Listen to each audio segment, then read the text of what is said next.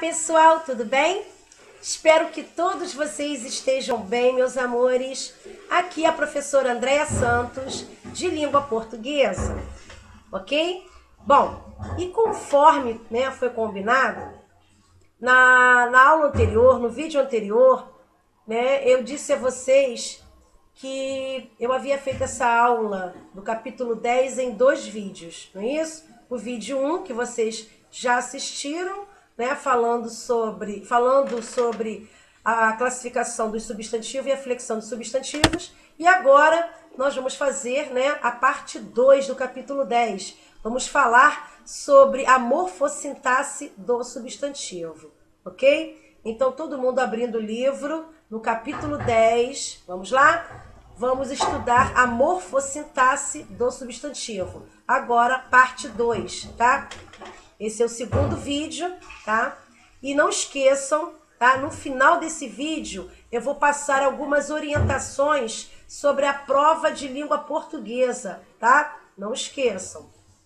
No vídeo 1, no finalzinho do vídeo 1, eu também passei algumas orientações a respeito da prova de língua portuguesa. Agora eu vou complementar essas com outras orientações, tá? Tem mais orientações para vocês sobre a prova, mas no finalzinho do vídeo, ok? Então assistam até o final, tá bom? Vamos lá? Bom, falando sobre morfossintaxe do substantivo, nós temos que ter em mente que nós vamos ter que fazer a função sintática do substantivo. Exatamente, vamos ter que fazer uma análise sintática do substantivo. Por isso, que a gente chama de morfossintaxe, É o estudo morfológico, e sintático ao mesmo tempo, tá bom? Então, todo mundo já sabe que o substantivo pertence àquelas 10 classes de palavras, As classes gramaticais, não é isso? Então, o substantivo é uma das classes de palavras que nós já estudamos.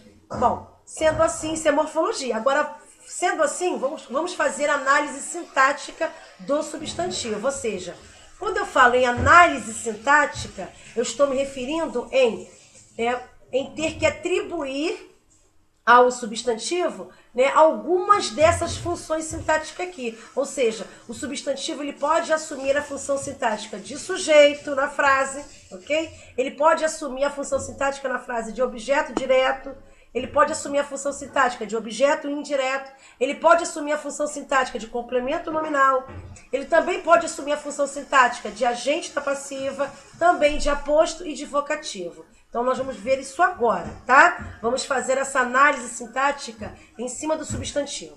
Vamos lá?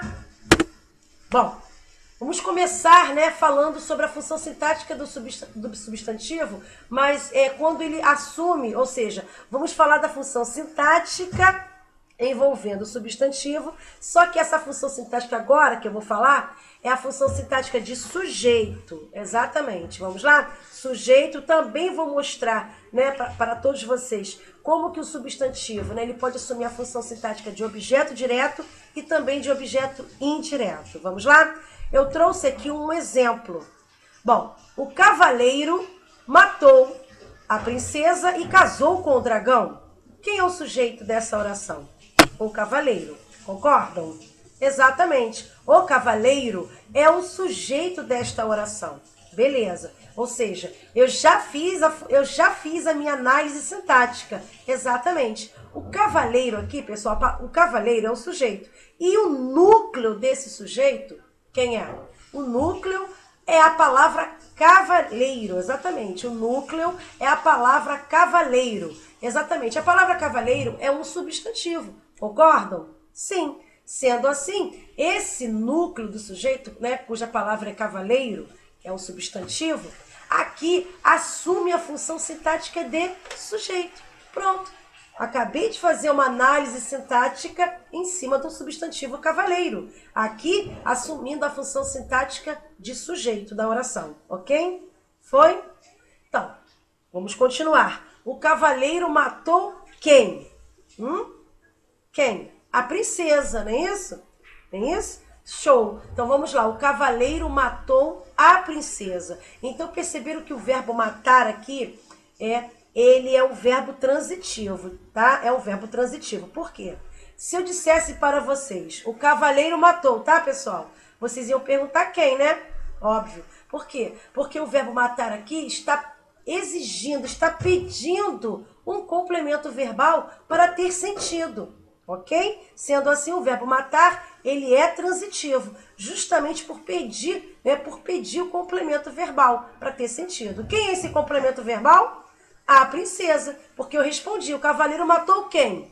A princesa. Então, a princesa é o meu complemento verbal. Sendo assim, nós sabemos que o complemento verbal ele tem nome. Ou ele é chamado de objeto direto, ou ele é chamado de objeto indireto. Sendo assim, nessa situação, a princesa nós vamos chamar de objeto direto. Por quê? Porque o termo a princesa está completando o sentido do verbo matar, que é um verbo transitivo, direto, certo? Se o verbo é transitivo direto, o meu complemento verbal ele vai ser chamado de objeto direto. Sendo assim, o termo a princesa, né, é chamado de objeto direto. Sendo assim, tem outro detalhe. Princesa é o núcleo desse objeto direto, concordam? É o núcleo. Sendo assim, vou perguntar para vocês, a palavra princesa não é um substantivo? Sim, é um substantivo. A palavra princesa é um substantivo. Se é um substantivo, exercendo a função sintática de objeto direto. Fácil, né? Vamos continuar agora? O cavaleiro matou a princesa e casou com o dragão. Vamos analisar agora o verbo casar? Se eu falasse assim, pessoal, o cavaleiro matou a princesa e casou, tá?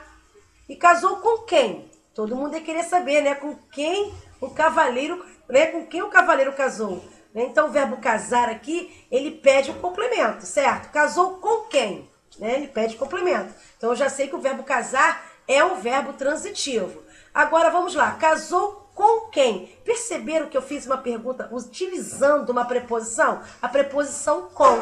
Casou com quem? Então, o verbo casar, ele, além de ser transitivo, ele pede também preposição. Casou com quem? Aí eu respondo, com o dragão. Então, o verbo casar, ele é transitivo indireto, porque ele exige a preposição, né? A preposição com. Ele exige a presença da preposição. Sendo assim, ele é transitivo indireto. E vamos lá, casou com quem?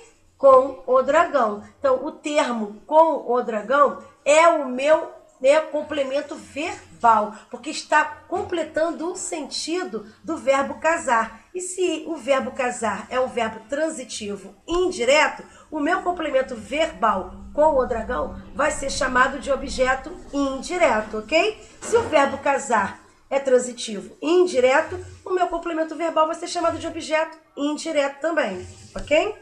Agora vamos lá. Quem é o núcleo desse termo, né, desse objeto indireto com o dragão? Quem é o núcleo desse complemento verbal? O núcleo, pessoal, só pode ser a palavra dragão. Beleza, é o núcleo. Beleza, é o núcleo do objeto indireto. A palavra dragão não é um substantivo? Sim, é um substantivo. Então, eu estou fazendo aqui a análise sintática do substantivo dragão. Perceberam?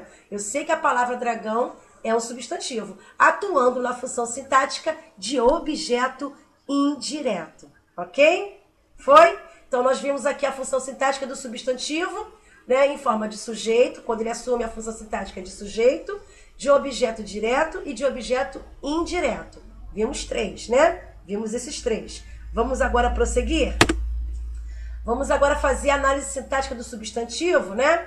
Mas ele aparecendo na oração, atuando na função sintática de complemento nominal. Vamos ver aqui um exemplo. Todos têm necessidade de dinheiro. Se eu dissesse somente assim, pessoal, todos têm necessidade, tá? Vocês iriam entender? Ia ficar meio estranho, né, professora? Está faltando o complemento, né? Todos têm necessidade de quê? Todo mundo ia me perguntar, de quê, professora? Não é isso? Então, vamos lá. Bom, perceberam que se eu dissesse todos têm necessidade, ficaria muito vago, né? Ninguém iria entender, porque está pedindo um complemento para ter sentido, não é isso? Então, concordam comigo que a palavra necessidade é um substantivo? Sim, é um substantivo. Então, é um substantivo que está pedindo um complemento, concordam? Todos têm necessidade de quê? de dinheiro. Então, concordam que o termo de dinheiro está completando o sentido do substantivo necessidade?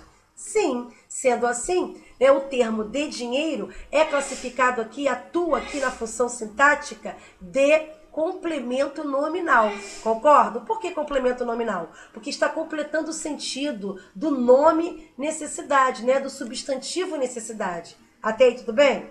Foi. Então, vamos lá.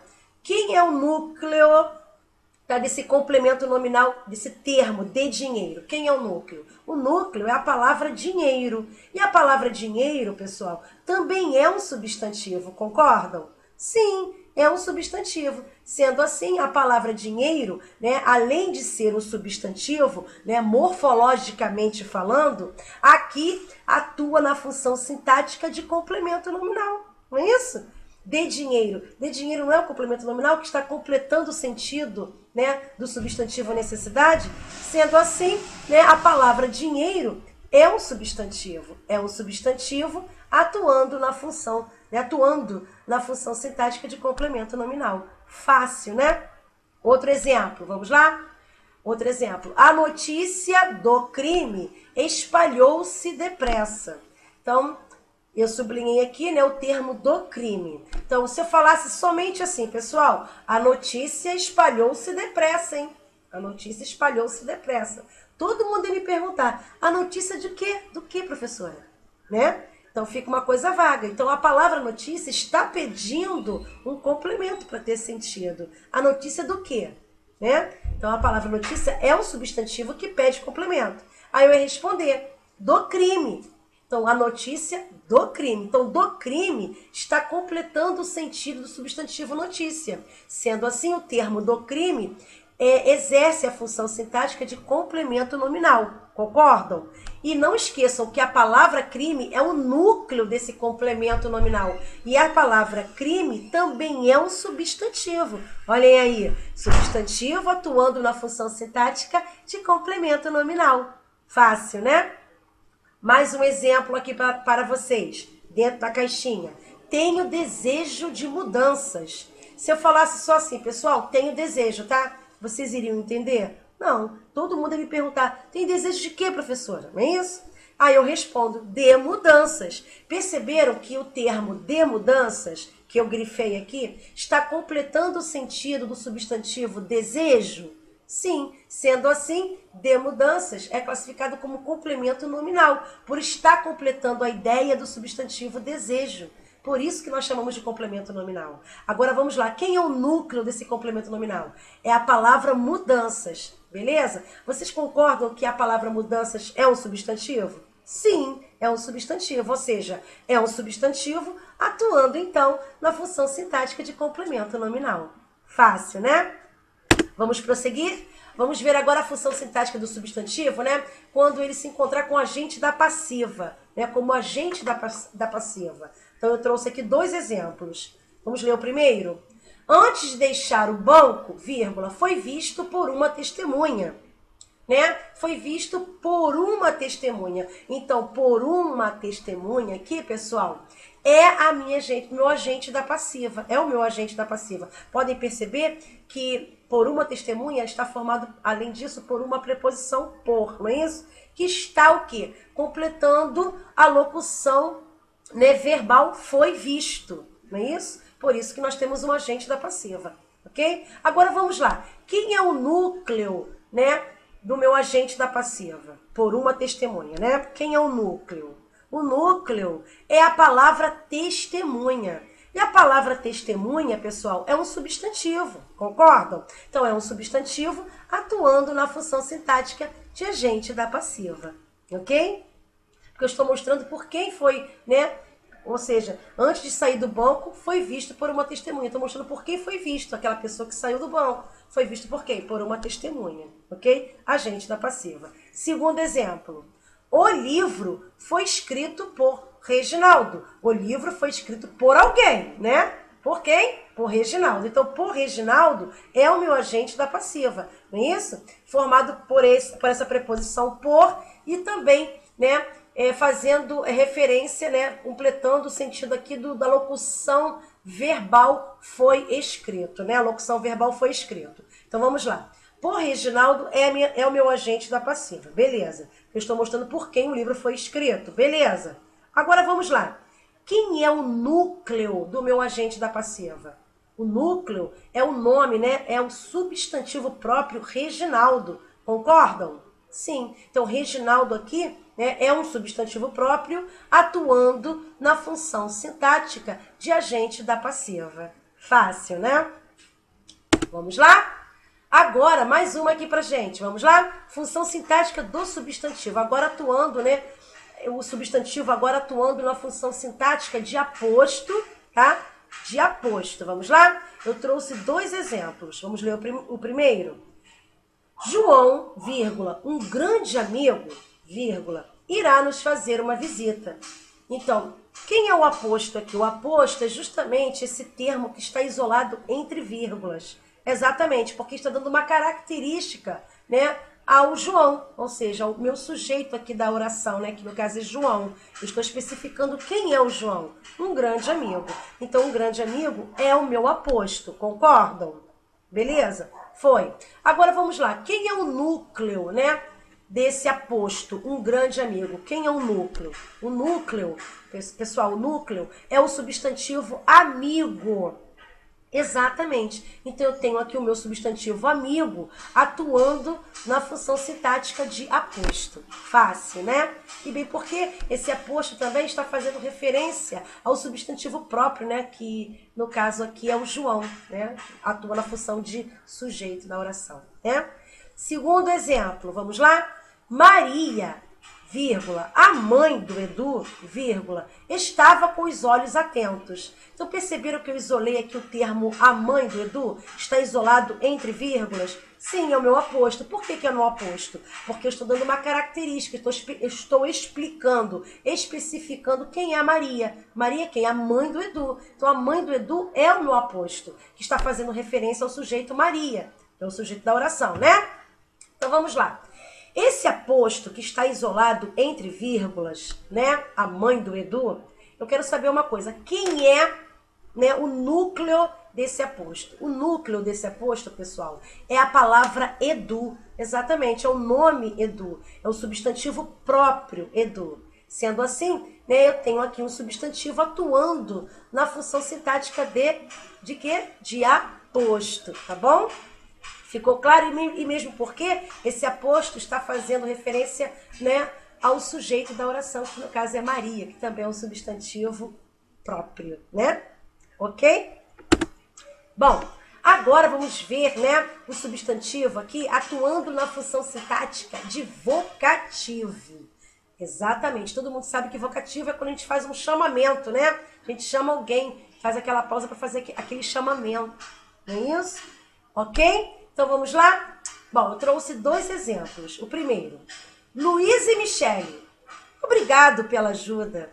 Então, eu chamei Luísa e Michele, obrigado pela ajuda. Então, eu destaquei, eu sublinhei aqui Luísa e Michele. Podem perceber que logo após tem uma vírgula, tem uma pausa, né? Significa que Luísa e Michele aqui, pessoal, é um vocativo, tá bom? Não é sujeito não, tá? Não é sujeito por quê? Porque logo em seguida eu tenho uma vírgula. Quando eu tenho uma vírgula, aquele termo deixa de ser sujeito e passa a assumir a função sintática de vocativo, tá? Porque está fazendo um chamamento. Luiz e Michele, obrigado pela ajuda. Então, Luiz e Michele aqui, pessoal, é o meu vocativo. Então, vamos lá? Concordam comigo que Luísa e Michele, né, são dois nomes próprios? Ou seja, eu tenho dois substantivos próprios aqui. Ou seja, eu tenho dois substantivos próprios atuando na função sintática de vocativo. Ok? Bom, mais um exemplo aqui. Deus te abençoe, minha filha. Perceberam que minha filha aqui é o vocativo, ok? Eu fiz uma pausa e fiz um chamamento, né? Deus te abençoe, minha filha. Então, minha filha é o vocativo. Agora, quem é o núcleo desse vocativo? O núcleo, pessoal, é o substantivo filha. A palavra filha é um substantivo comum, atuando na função sintática de vocativo. Fácil, né? Vocês agora acabaram de estudar comigo aqui a morfossintaxe, né, do substantivo, tá? É assim que a gente faz a análise sintática do substantivo, né? E vocês perceberam que a função sintática ela vai mudando de acordo com o contexto, né, em que o substantivo aparece dentro da oração, ok? Bom, agora eu quero falar com vocês a respeito, né, da nossa avaliação de língua portuguesa. Pessoal, eu fiz uma prova para vocês com 10 questões discursivas, ok? Vocês não podem esquecer de colocar o nome na prova e também a turma, ok? A prova deverá ser feita a caneta preta e não pode rasurar. Não, evitem rasuras, ok? Bom, na primeira questão da nossa prova, eu pedi para vocês citarem, né? Citarem os diferentes campos da gramática, explicando-os de acordo com a definição da gramática normativa. Bom, vocês vão trabalhar, a primeira questão vocês vão trabalhar lá no livro 1. Vocês vão encontrar, né, essa definição, né, essa citação lá no livro 1, ok? Vocês vão ter que dizer para mim, vão ter que citar para mim os diferentes campos da gramática, tá bom? E vão explicar cada campo, né, vai explicar cada campo de acordo com a definição da gramática normativa, ok? No livro 1. A segunda questão também está no livro 1. Estabeleça a diferença entre norma culta e norma padrão. Vocês vão ter que explicar para mim o que é norma culta e o que é norma padrão, ok? Na terceira questão, vocês vão ter que ler 2 textos, ok? E em seguida, vocês vão ter que classificar esses 2 textos em registro formal ou registro informal. Vocês vão ter que dizer se o texto é um registro formal ou se o texto é registro informal, ok? Bom, todo mundo sabe que registro formal está ligado à norma culta, né, da língua. E o registro informal está ligado à linguagem coloquial. Não é isso? Beleza? Fácil, né? Vamos lá. A quarta questão da prova, vocês vão ter que explicar a diferença. Ou seja, vai ter que explicar o que é dígrafo e o que é encontro consonantal. Mostrar a diferença entre os dois, tá bom? E depois disso, vocês vão ter que citar, pode citar 2 exemplos de cada um. Está ótimo, já está de bom tamanho. 2 exemplos para o dígrafo e 2 exemplos para o encontro consonantal. Beleza? Fácil, né? A quinta questão, vocês vão ter que definir o conceito de prosódia. Vão ter que explicar para mim o que é prosódia e vão ter que dar 2 exemplos de prosódia. Fácil. A sexta questão, né, eu trouxe uma tirinha, né, do Cebolinha com Cascão. Turma da Mônica, né? Uma tirinha. Vocês vão ter que identificar 2 palavras oxítonas acentuadas dentro dessa tirinha, ok? Depois vai ter que explicar o uso desses acentos de acordo, né, com a explicação, né, do novo acordo ortográfico. Tem que estar de acordo, né, com as regras do novo acordo ortográfico, ok? Tem que estar de acordo com as regras do novo acordo ortográfico. Agora sim, tá? Bom, todos vocês já estudaram, né, o novo acordo ortográfico comigo no início do ano. Então vai ser moleza, tá? Tem que estar de acordo com a norma culta da língua portuguesa, beleza? A sétima questão, vocês vão ter que indicar os elementos mórficos, né, de 2 palavras que eu dei para vocês aí na prova. A palavra pavores e a palavra, né, a forma verbal sofrem. Então, vocês vão ter que destacar os elementos mórficos, ou seja, eu quero o radical, né, a desinência, né, nominal de número, e quando for forma verbal, eu vou querer que destaque o radical, a vogal temática e a desinência móvel temporal da forma verbal sofrem. Fácil, né? E da palavra pavores, eu quero só que tire o radical e a desinência, né, de número, nominal de número. Só isso. Bom, na questão número 8, vocês vão perceber que eu coloquei, né, uma imagem e vocês vão ter que identificar que processo, né, de formação de palavra, né, nós encontramos nessa imagem. Só isso, ok? Na questão de número 9, vocês terão que definir, né, terão que explicar para mim o que é hibridismo, citando dois exemplos, né, de hibridismo para mim, ok? E na última questão, questão de número 10, vocês vão ter que explicar, né, o emprego, a mudança, o emprego da palavra público, ou seja, a duplicidade de sentidos, melhor dizendo, né, de sentido que a palavra público, né, atua dentro do texto, né? Vocês podem perceber que ela aparece, né, ela pode exercer a função, o sentido, melhor dizendo, ela pode expressar o sentido de substantivo e também o sentido de adjetivo, mas eu quero que vocês expliquem, né, o emprego desses dois tipos de sentido, tanto no substantivo, como substantivo e também como adjetivo. Bom, tá bom? Dentro do texto vocês vão ler. Vocês vão ter que ler o texto e explicar essa duplicidade de sentidos. Só isso, tá bom, pessoal? A prova está fácil, tá? Façam com atenção, ok? Desejo a todos uma boa prova. A prova está valendo 100 pontos. Tá bom? É a P1, é a nossa P1 do primeiro trimestre, ok? Está valendo 100 pontos, ok? Bom, acho que é só isso. Desejo a todos bons estudos, tá? Não desistam, estamos juntos. Logo, logo tudo isso vai passar. Em breve estaremos comemorando a nossa vitória. Vamos comemorar a nossa vitória, tenho certeza disso. Vai passar, tá bom? Não esqueçam de colocar os nomes e as turmas aqui nos comentários para que eu possa marcar a presença de cada um de vocês, tá bom, meus amores? Fiquem todos com Deus, boa prova e bons estudos. Tchauzinho, pessoal!